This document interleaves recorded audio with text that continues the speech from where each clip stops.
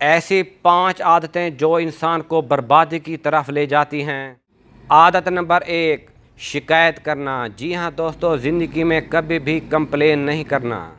आदत नंबर 2, ज़िंदगी में कभी भी अपनी कंपेयर दूसरों से मत करना।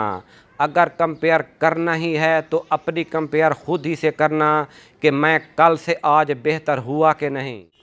आदत नंबर 3, ये आदत आपकी ज़िंदगी को बर्बाद कर सकती है और वो आदत है दूसरों को ब्लेम करना। हाय मैं तो बर्बाद हो गया, मैं तो सिर्फ इसकी वजह से बर्बाद हो गया।